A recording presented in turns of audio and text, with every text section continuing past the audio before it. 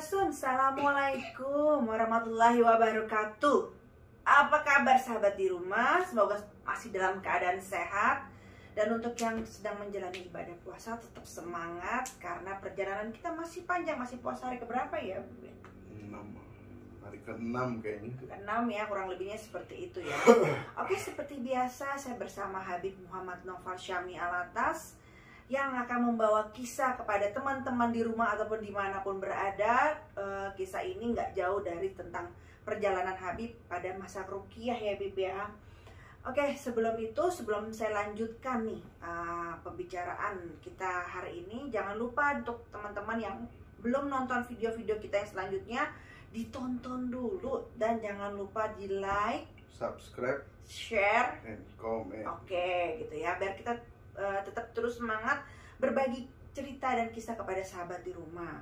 Nah, note-nya dari semua cerita saya bersama Habib, tolong ambil baiknya, buang buruknya Habib ya. Habib sepertinya lagi kurang fit, lagi flu ya Habib ya.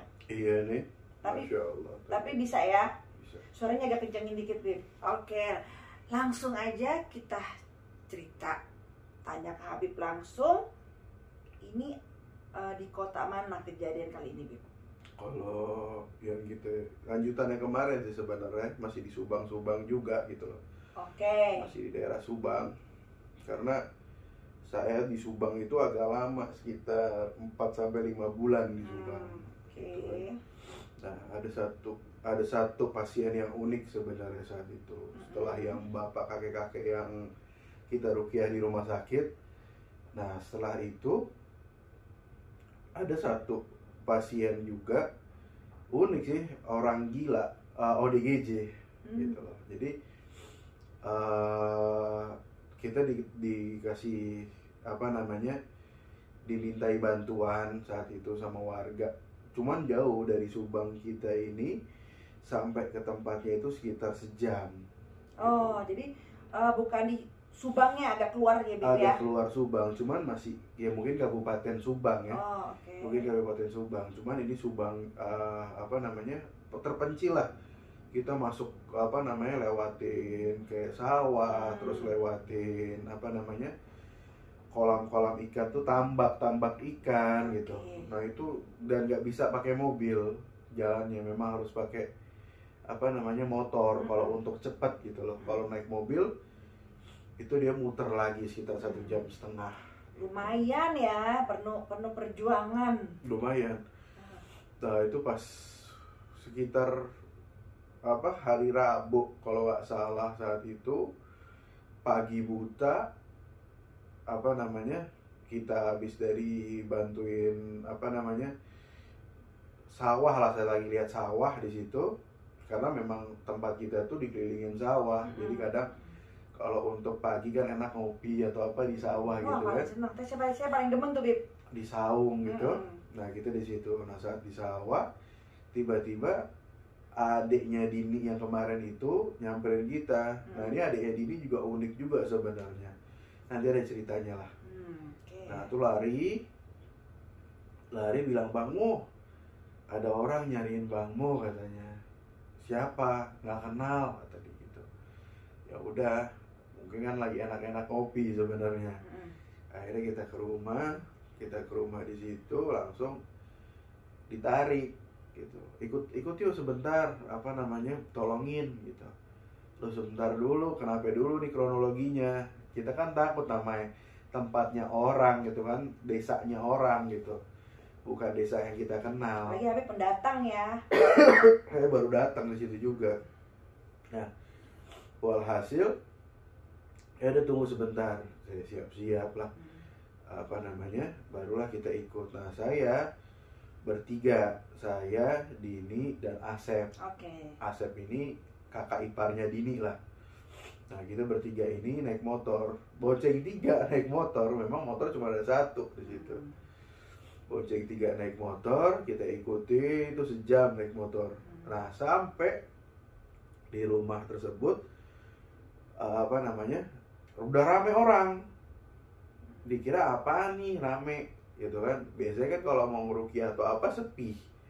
Kita mau ngobatin orang, biasanya kan orang nggak ada yang biar apa, tetangga itu bagaimana kalau bisanya nggak bisa denger gitu loh, kan malu teriak-teriak atau apa gitu. Coba ini rame, kenapa nih, coba Sep, kenapa nih Sep, ngomong sama Asep kan, nggak tahu Bang Mo, coba aja dia masuk. Kayak kita masuk tuh bertiga.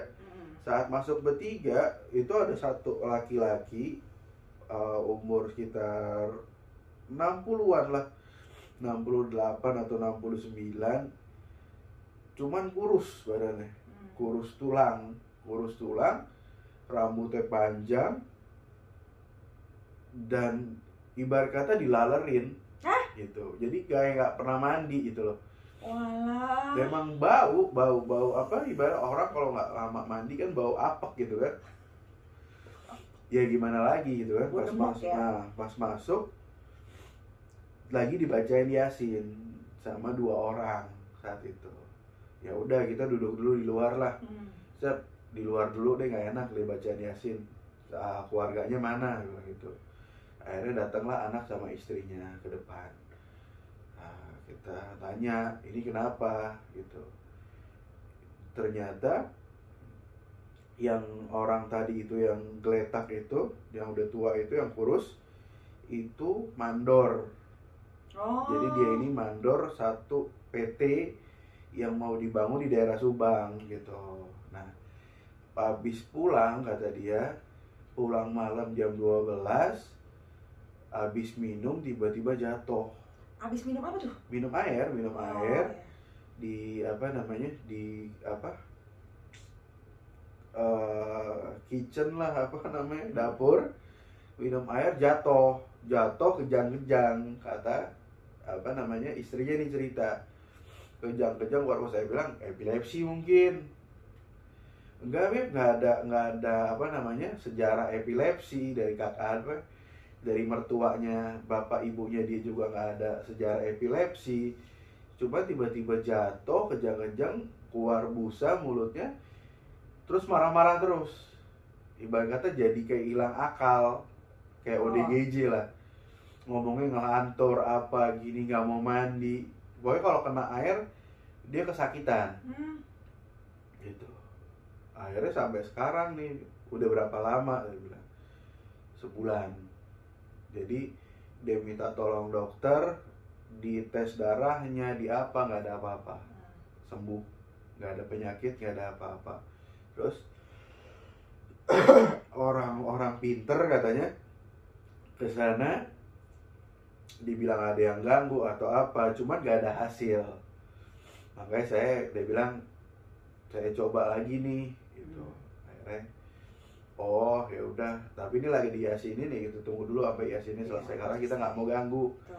Mungkin dia punya cara lain, orang tersebut, kita nggak mau ganggu. Nah, udah nih, setelah Yasin itu selesai, kita masuk, saya minta baskom air sama garam laut. Dia bilang, oh ya sebentar Bang Mo, kasih dia air garam laut sama ini.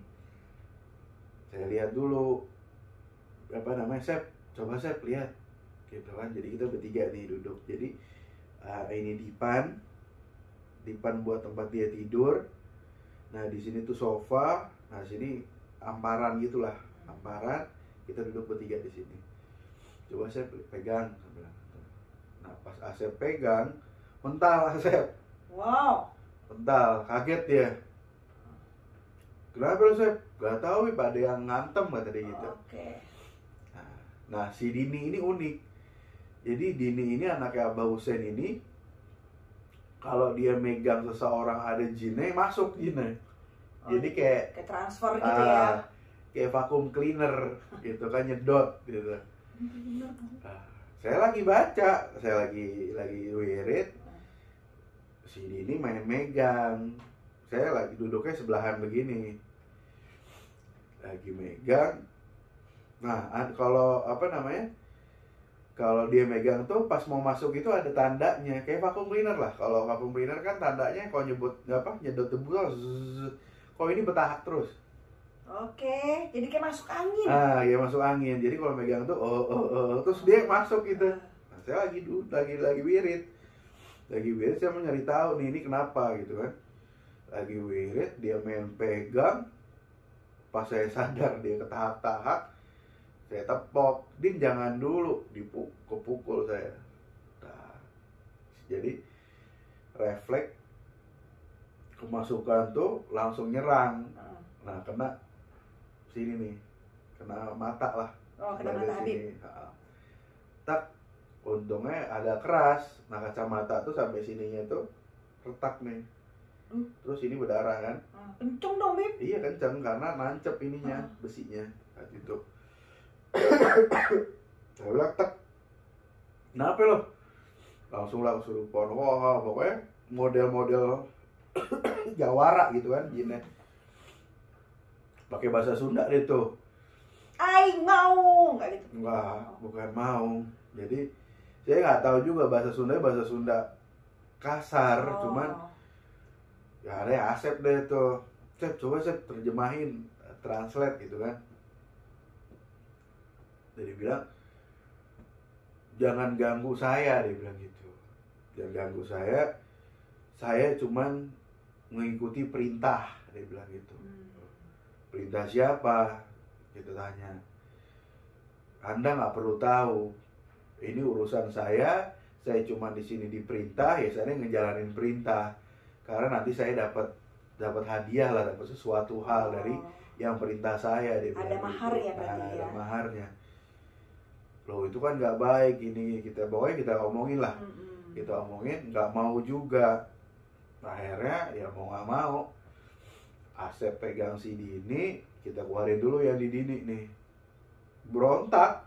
Jadi Dini itu orangnya kecil, kurus, ya botak, pala gede lah. Lucu sebenarnya, nggak gede-gede banget, cuman kayak orang-orang profesor gitu lah. Okay. Ya kan? Udah, kita keluarin dulu yang Dini.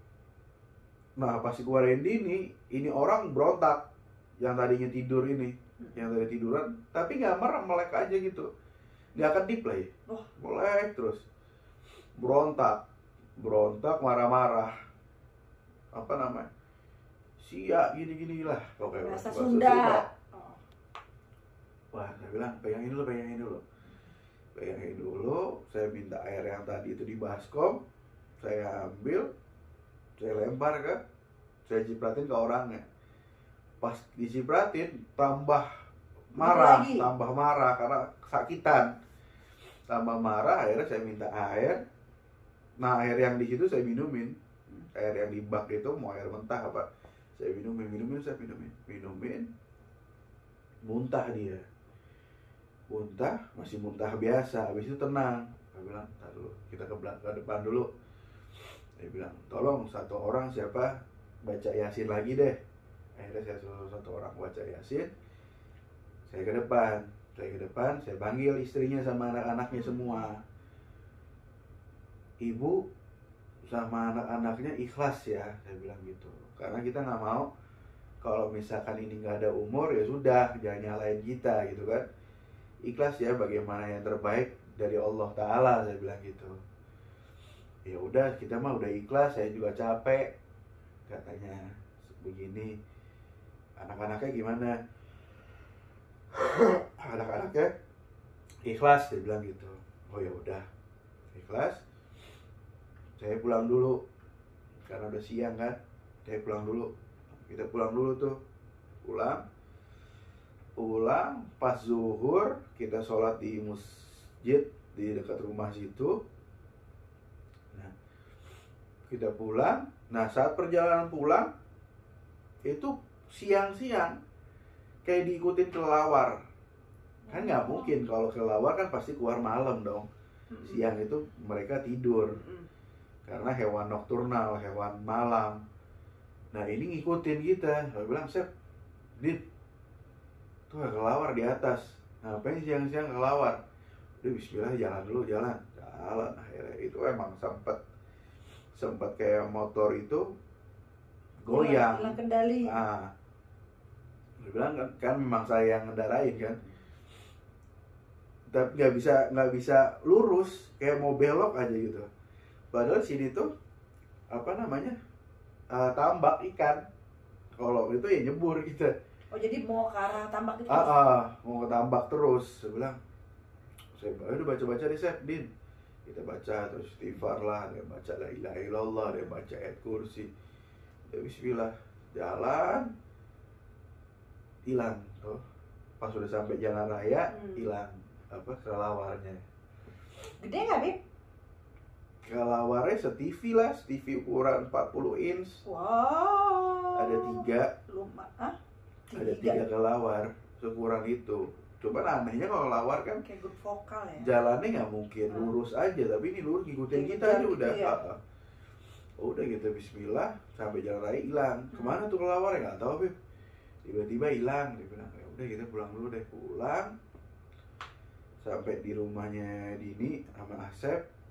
Ya udah kita gimana nih persiapan.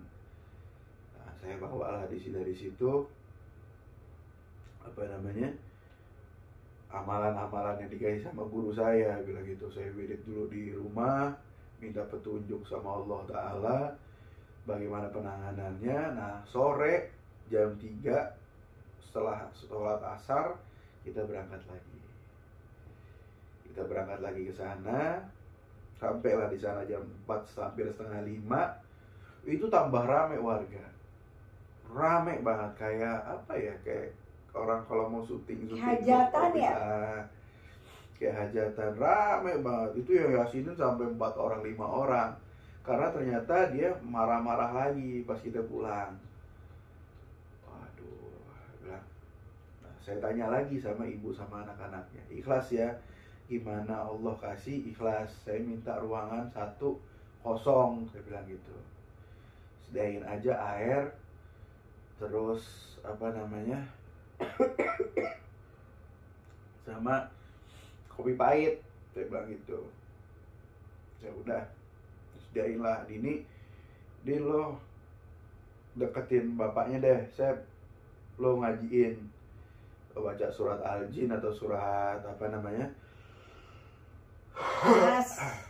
surat An-Nas, surat Yasin, bacain deh sekali-sekali. Nah kalau ada suara dari kamar, nggak usah ngapa-ngapain, nggak usah kaget, tuh biarin aja. Udah tuh, kita pasang posisi, saya ke kamar. Di kamar, nah untungnya kamar itu emang kosong, kamar kosong, nggak ada perabotan. Ya udah saya taruh itu baskom isi air sama kopi pahit, kayak wirid lah di situ, kayak wirid. Nah akhirnya dengan izin Allah, kalau orang bilang Rogo Sukmo gitu loh, saya cari nih sukmanya di mana ini orang. Kalau kita lihat nih bukan sukmanya dia gitu loh, kita cari. Nah dalam bayangan kita di Rogo Sukmo itu saya masuk ke dalam satu hutan. Di satu hutan itu apa namanya, ada goa, saya masuk goa. Nah di situ ada kerangkeng emas. Nah di dalamnya itu bapak tadi. Wow, jadi dia di kerangkeng semuanya ya. Di kerangkeng emas. Nah itu bapak tadi dijaga sama satu makhluk besar, cuma dia megang gada tuh kayak pentungan gede gitu, bertanduk 2. Pokoknya mukanya kayak leak-leak Bali lah gitu, hampir persis, cuman bukan leak Bali, hampir persis. Dia bilang ya Allah. Nah dia bilang disitulah kita komunikasi, ibarat kata ngapain, ini sudah saya kunci lah di sini. Dia bilang karena saya butuh mahar ini, kata si jinnya ini gitu. Saya lihat dengan izin Allah, ini makhluknya Allah, Anda juga makhluknya Allah. Saya di sini cuma melakukan tugas saya untuk kebaikan. Saya mengambil sukma orang tersebut gitu. Karena memang hakikatnya bukan Anda yang harusnya megang sukma ini gitu kan. Hakikatnya Allah Ta'ala, dia bilang. Akhirnya terjadilah pertempuran lah di situ. Sehingga cerita apa namanya, selesai, saya bawa sukma itu. Nah Pas saya sadar, air yang di baskom itu mendidih. Mendidih jadi kayak panas gitu. Mendidih kayak kita didihin air tuh kan belum kena itu begitu. Saya bilang ya Allah. Udah. Nah, kopi pahit itu saya siramin ke baskom tadi. Siramin ke baskom tadi. Air itu muncrat. Saya mundur. Saya buka pintu, saya panggil ibu sama anak-anaknya, panggil namanya, gitu. Panggil terus namanya sekarang, dipanggil namanya. Panggil, Din lo siap-siap. Apa namanya? Baca dia berdua sama Asep, baca surat An-Nas sama ayat kursi 3 kali, terus banyakin sholawat. Saya ke depan, saya ambil garam yang tadi itu, saya taburin di depan rumahnya semua, taburin depan rumahnya. Nah, habis panggil, si bapak ini bangun, langsung nyebut nama istrinya. Langsung nyebut nama istrinya. Langsung, udah kirain normal, nangis nih bapak, minta maaf, sadar.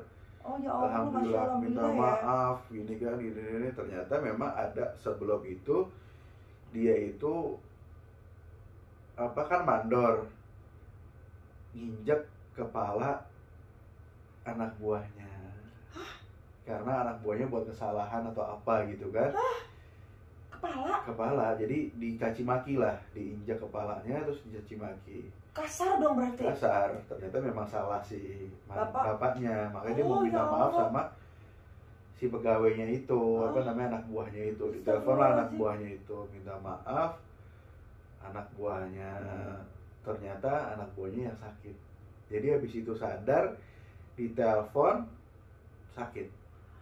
Jadi ngebalik ya ke yang ngerjain, jadi cerita gitu. Kebalik, tapi dia sempat minta maaf. Ya udah, dia juga maafin. Oke. Jadi emang ini udah urusannya dia deh, gitu kan.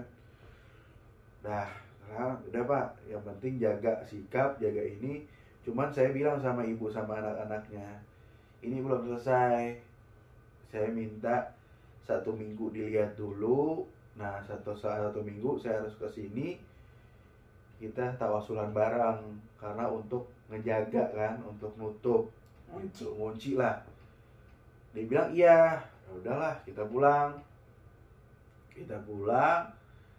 Kita nunggu seminggu. Nah, pas seminggu saya WA, enggak ada jawaban.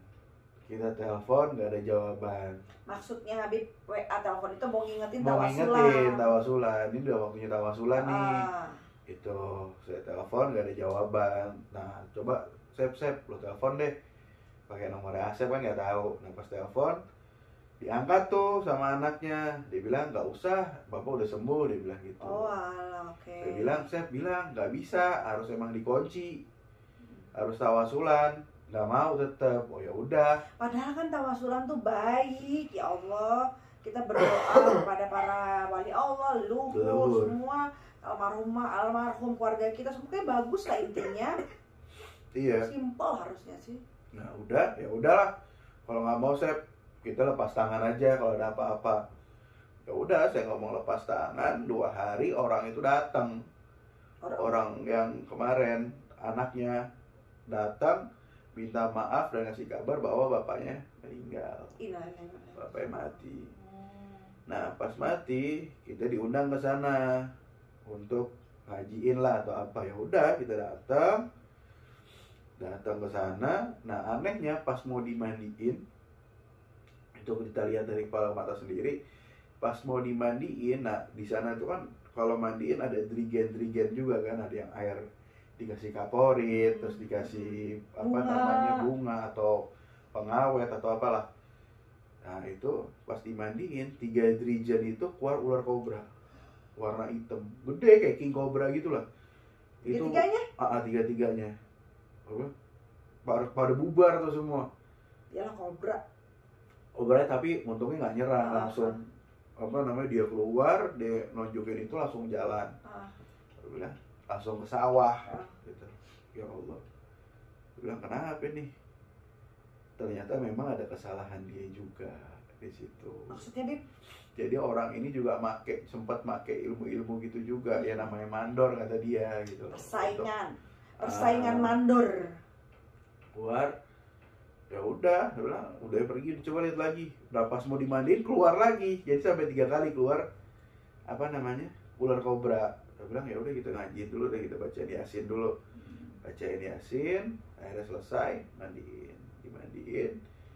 Nah pas mau dibawa ke liang lahat, dipakai keranda tuh, gak tahu ya yang dirasain orang-orang sih berat katanya, berat banget. Cuman ya udah bismillah lah.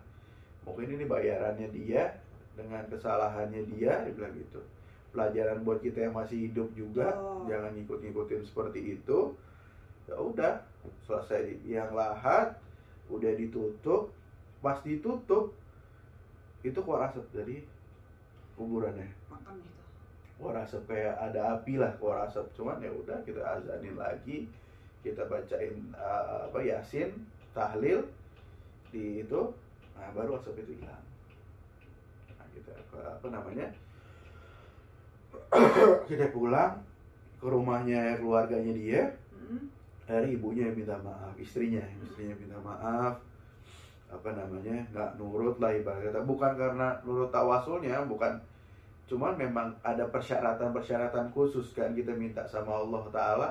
Kan namanya pengobatan nggak boleh setengah-setengah. Ya intinya tuh ke istiqomahan keimanan. Nah, gitu.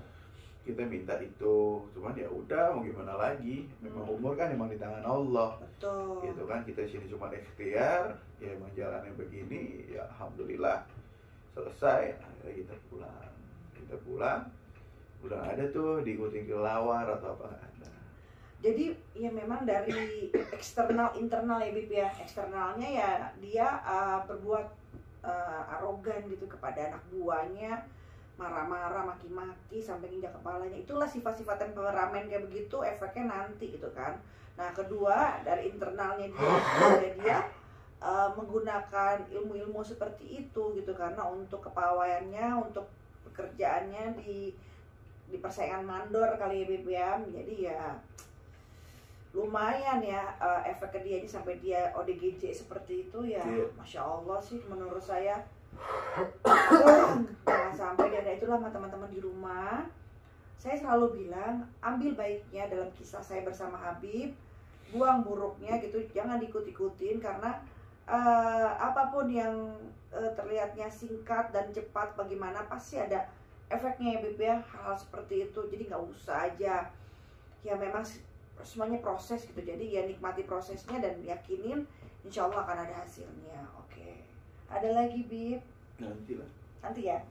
Ini masih banyak kisah-kisah Ruqyah Habib. Jadi kalau ada yang mau di Ruqyah Habib, bisa hubungin ke Feni Rama Official langsung atau ke DM ke Habib Muhammad Noval Syami Alatas IG.